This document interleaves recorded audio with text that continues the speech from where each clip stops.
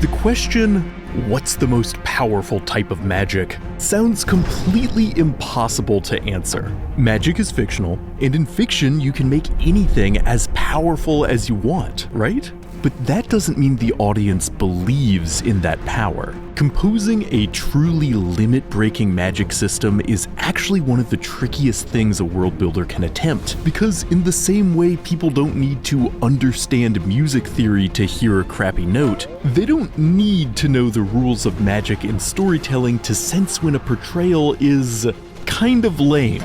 So how does one create magic with genuine, genre-shattering power? I think the best place to start is with a quote from musician Brian Eno about music. Art is the sound of things going out of control. CD distortion, the jitteriness of digital video, the crap sound of 8-bit. It's the excitement of witnessing events too momentous for the medium assigned to record them. Basically, it's a system's glitches, its cracks, its sense of being pushed until it breaks, that creates texture and authenticity and impact. And though constantly overlooked, across fiction, magic works the same way. It only feels magical when it feels like making things is messy.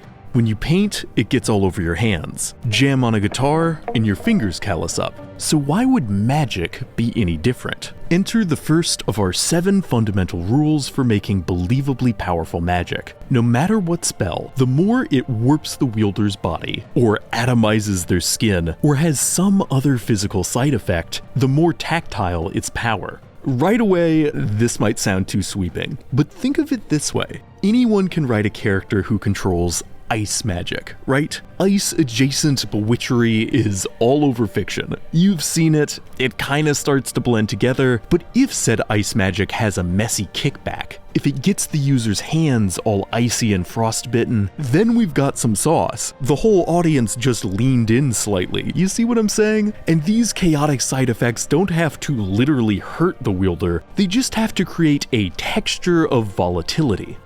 Okay, but hold on. That can't be right. Some of you are already thinking, not all great magic is volatile and painful and messy, surely. See, most modern world builders divide up magic systems into soft magic, which has more erratic and chaotic guidelines, and hard magic, which has clean, neat parameters anyone can follow if they have the right recipe. And hard magic is definitely trendier right now, having been popularized by author Brandon Sanderson. And it's genuinely really great. But I also think a lot of people online kind of misunderstand what makes it great, because the rule of messiness can and absolutely should apply to hard magic systems as well as soft ones, and I can prove it with a very sophisticated cross-comparison.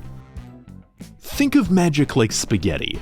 When you boil water to soften the noodles, you're not actively trying to create steam, right? But you're gonna get steam, because in any change in a state of matter, some energy is wasted making something you don't want. This concept of waste is deceptively essential for crafting believable soft and hard magic systems. And to show you what magical waste even looks like, we'll start with a slightly controversial soft magic example, the system in the TV show Arcane. So, spells in this series look insanely cool. However, the online consensus seems to be that from a world-building perspective, Arcane's magic system isn't just soft, it's too soft. Like, there's no rules and it's really vague. I actually don't agree with that criticism, but I'll make that case later. For now, I will briefly concede that despite watching the series multiple times, I don't fully understand how one casts a spell in the show, or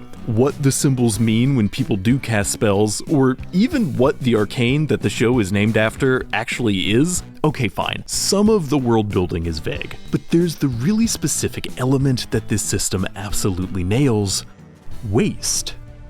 Magic in Arcane is drippy. It leaves a corrosive residue, a post-spell rot that reacts differently to different organic and inorganic materials. And when it's not dripping, it's sparking. And when it's not sparking, it's like glitching the very fabric of reality. So because of all this variable discharge, characters have to build structures just to contain and reroute the waste. But since these containment systems are all imperfect, the magic batteries that power spells get this gunk all over them. Steam bursts, lightning arcs, engines overclock. Even when it's working properly, the magic feels so volatile, and therefore so powerful.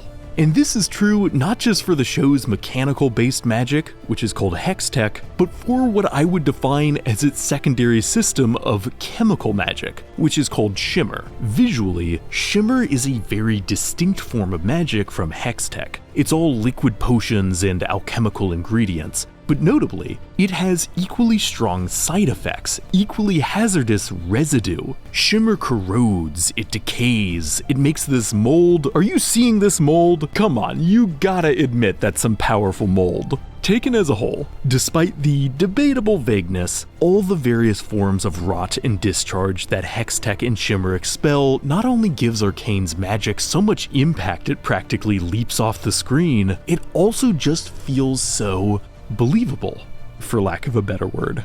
Inherently, it just works. Okay, but why does it inherently work? Few amongst us have ever cast magic, so how could our brains have such strong opinions on how it should look? Well, I'd argue that's because the vast majority of magic spells are actually just familiar chemical or physical changes scaled up to an impossible degree. That probably sounds wrong. But think about it. Freezing, rotting, combustion, these are all material processes we're deeply familiar with, just not at the speed and size and efficiency that spellcraft allows. So an audience knows intuitively that when states of matter change, there tends to be a sparking or smoking or lightning or melting or sizzling as energy or chemistry enacts said change. No, magical fire obviously doesn't need to produce smoke and ash, it's magic, but we know that real fire produces smoke and ash, so a fire spell just tastes better when it's got that smoky flavor. This is why the most powerful feeling energy beams are so messy and spitty and have bursts of light and lightning and junk. Sure, it's harder to animate or describe on a page, but if there's a bunch of electricity arcing off a spell, the audience doesn't need to know anything about the world building to know said spell likely has a certain amount of raw power. Some of this stuff might seem obvious, but I've seen a lot of people assume that if they're making a hard magic system with clean rules, they simply don't have to include messiness or waste or chaotic elements. That is entirely false, and there's no clearer example of why than how the series Witch Hat Atelier depicts its renowned spells. The Witch Hat anime/manga is the internet's new hard magic system darling. Everyone and their grandma is talking about how good its spells are, and yeah, no, it is that good. Grandma's right. This world's magic is so stunning, it's like staring into the sun. But that's because, despite the series' extremely firm rules, Witch Hat understands the power of messiness in discharge. On paper, and all spells in this setting are literally drawn on paper, the world's magic seems fairly simple and tidy. Every spell is just a circle composed of a central sigil, a ring of modifiers, and another ring that completes it. The sigil in the middle determines whether a spell is fiery or watery or windy or what have you. The modifiers make further adjustments, and the spell only activates when you close the final circle. Okay, that might sound kinda boring, but trust me, this system allows for some of the most mind-shattering magic I've ever seen, because proper rules don't prevent chaos. In fact, they create it.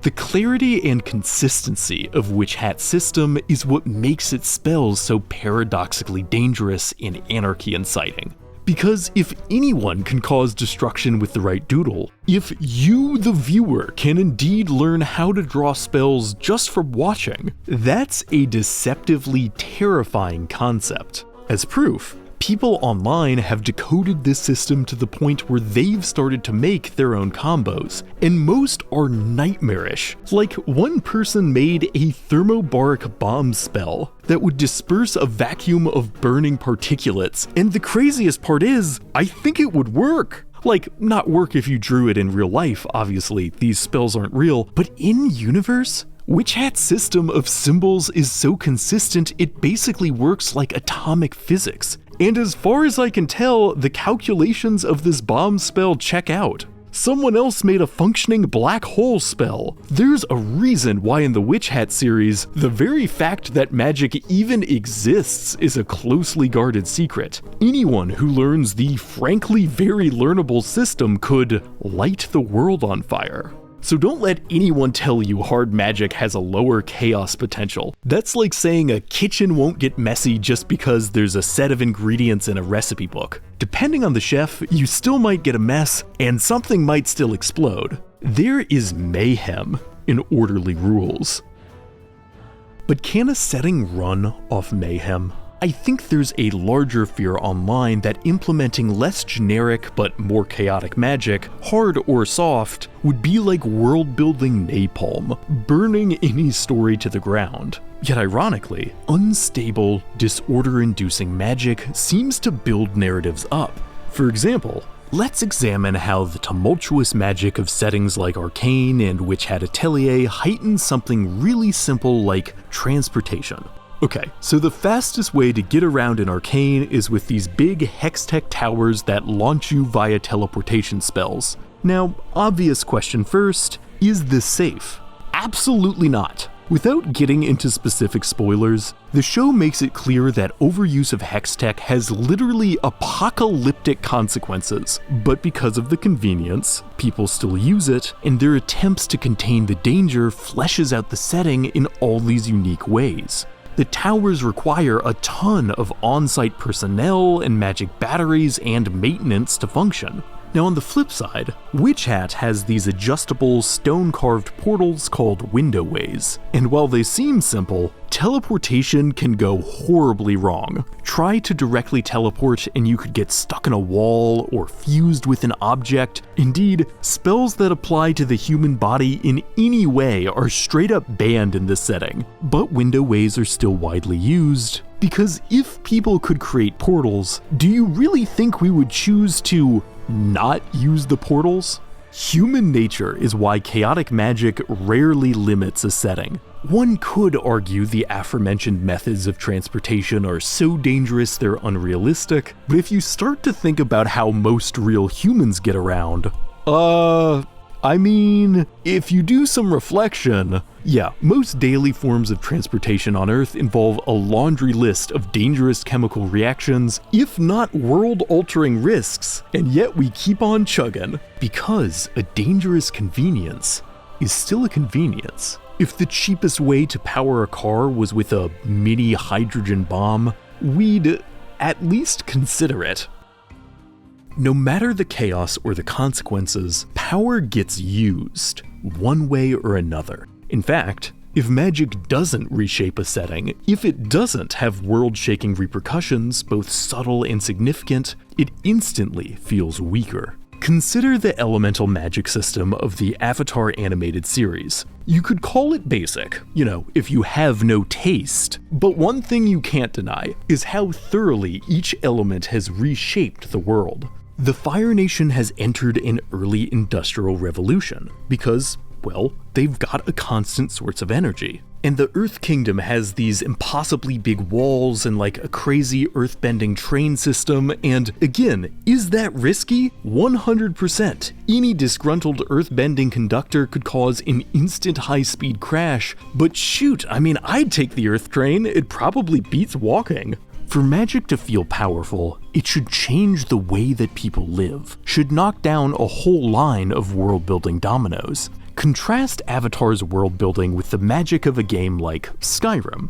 And look, I love Skyrim, but considering that this is a setting where learning spells is seemingly so easy you can become the head of Wizard College in like a day, the fact that magic doesn't seem to have changed a medieval society that much makes Skyrim's magic feel a little anemic. I know that other Elder Scrolls games do a better job with implementing magic. I feel bad picking on Skyrim, but seriously, in a world where people could learn a fire spell from like a random book, it would absolutely change metalworking and change what a forge looks like, and probably kickstart industrialization. Any advantage, even a chaotic, unreliable advantage, is something people would exploit to its absolute limit. Which is why the most powerful depictions of magic are also full of wielders seeking minor advantages, because realistically, every second counts. Speed and tempo and continuity of motion are equally essential for making magic hit right. Check out this wizard duel from the movie The Raven. Do the effects look good? You know, I don't know. Is it fast-paced? I mean, no, they're just sitting there. But does it have motion? Somehow I think it kind of does. Watch this. The one wizard turns the snake into like a scarf, and then he throws it back and it turns into a bat, and then the bat becomes a fan. It's silly, but there's a real bit of flow to it. Believe it or not, this fight directly inspired the very expensive climactic CGI duel between Doctor Strange and Thanos in Infinity War. The directors outright said so. And I can kind of see the influence. There's an undeniable shifting of momentum. It all somehow feels right.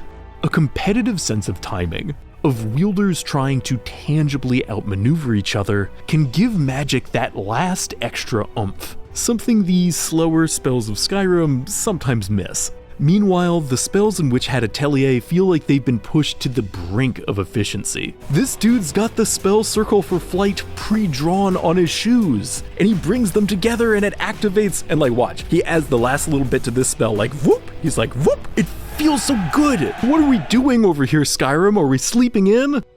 Okay, reining myself in.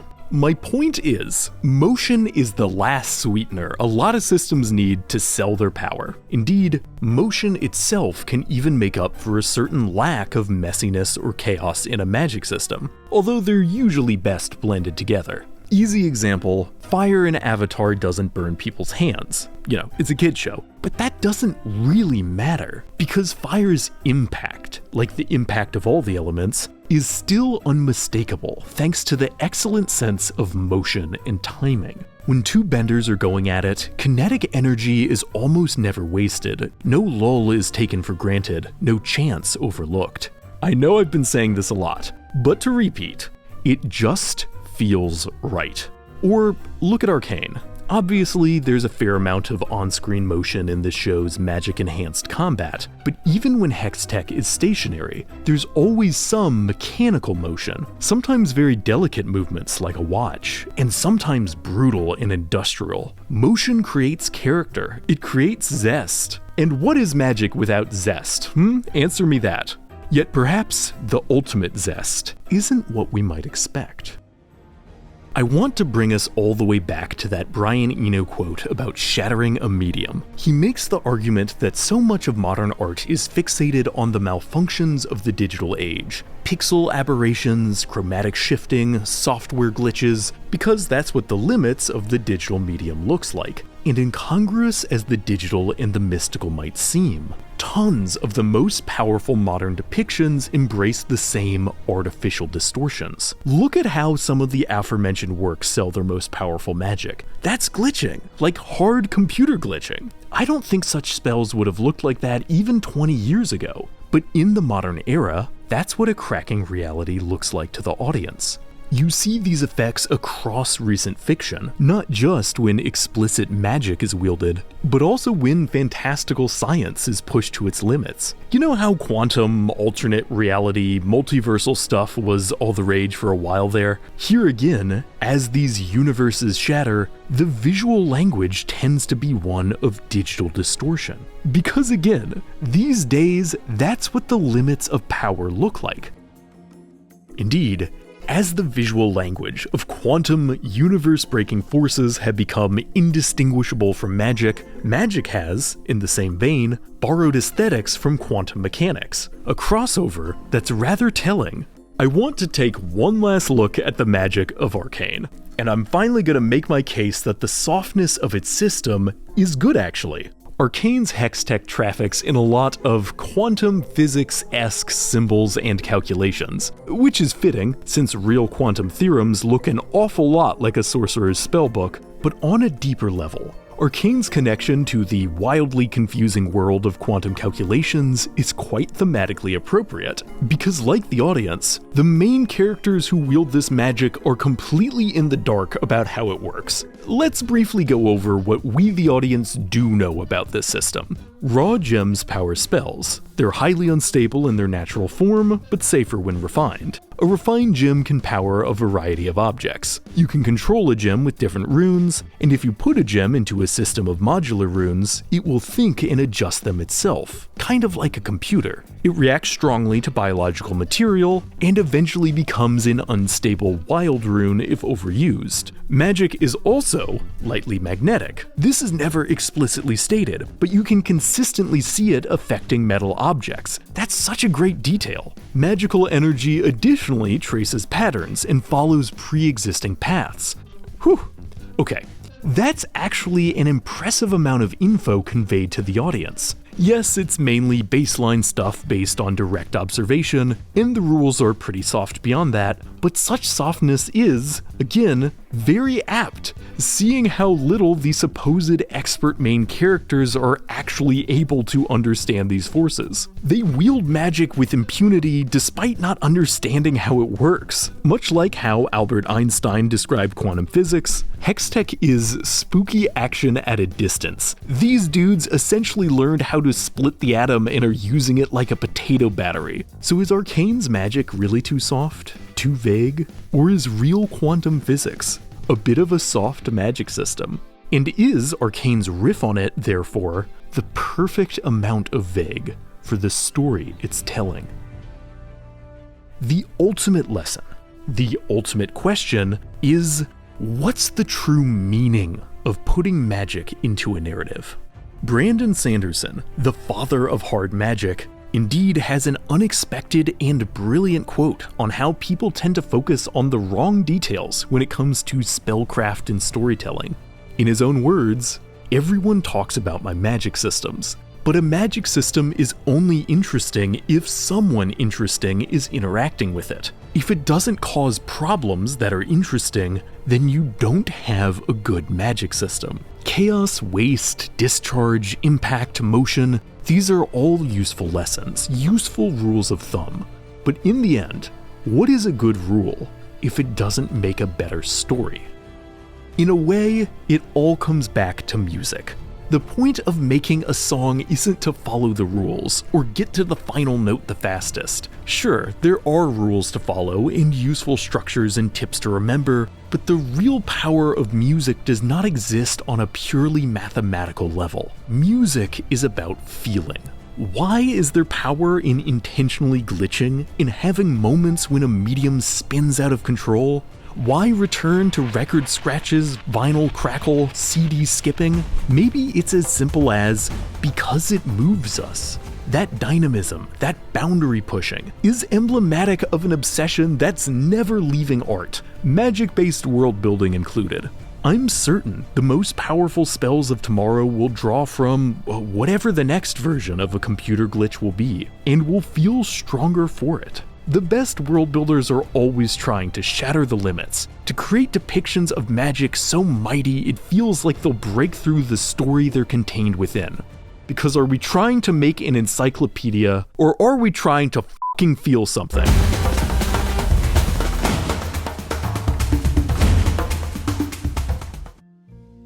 You know, if I learned one thing while making this video, it's that nothing captivates humanity quite like myth and magic. Which is perhaps why the darkest pits of folklore have been swarming with chaotic spells and eldritch gods since civilization's dawn. Yet oddly enough, some of the most primal terrors lurking in that darkness have rarely been explored. Because I recently discovered that dragon gods, dragony deities wielding magic and divine fury, appear in way more mythic and religious traditions than I ever realized. They've got a whole Wikipedia page. How could I have missed this? I love dragons and gods. As it turns out, the reason why you've also likely never heard of most of these dudes is due to a genuinely fascinating anthropological mystery, one that I get to the bottom of in the latest episode of my new Curious Archive miniseries, Gods and Monsters. This is a show all about overlooked mythic figures that I've put a ton of work into. There's already 3 episodes out, one on Lovecraftian deep-sea deities, one on the modern appearance of the devil, and a third one on cosmic flesh deities. And you can watch all 4 right now only on the only streaming service cool enough to greenlight a Dragon Gods video. It's Nebula. In case you haven't heard the news, Nebula is an ad-free platform for early, exclusive Curious Archive videos. I've got like a dozen others on top of my new Gods and Monsters show, and it's also home to early exclusive videos from your other favorite creators. Tom Scott has risen once more and is releasing new videos on Nebula all the time, a week early, and I couldn't have made Gods and Monsters without their mutual support. There's a reason why we all teamed up to make this streaming service. If you sign up for Nebula, you're directly helping channels like mine continue to exist. And since we're creator-owned, we can also keep the price down. By signing up with the link on screen or in the description, you can get Nebula at 50% off. Just $30 for the year or $2.50 a month for an annual subscription. Becoming a part of Nebula will allow me to keep making Gods and Monsters the extra special deep dive show I know it can be. I've still got a ton of exciting episode ideas I'm hoping to make, but your support also helps me continue to make stuff right here on YouTube for everyone to enjoy. If you're looking to help out Curious Archive, this is the way to do it. Also, if, like me, a monthly or yearly subscription model isn't your thing, you can instead use my link to get an unlimited lifetime of Nebula access for a full $200 off, with a one-time payment of $300, for an account that will literally never expire. And, as I always like to remind people, if you'd like to share these videos, each Nebula subscriber automatically gets free, week-long guest passes so that friends and family can watch absolutely anything they want. You can also gift a month, a year, or even a lifetime of Nebula access using Nebula gift cards. As always, there's a ton of options, but it all comes back to that same exciting idea of a platform allowing creators like myself to stick around and make extra creative shows like Gods and Monsters that we could never make on our own. So I hope you take a look. Again, my sign-up links are on screen and in the description. Oh, and as always, thanks for watching. If you enjoyed this entry, please lend your support by liking, subscribing, and hitting the notification icon to stay up to date on all things curious. See you in the next video.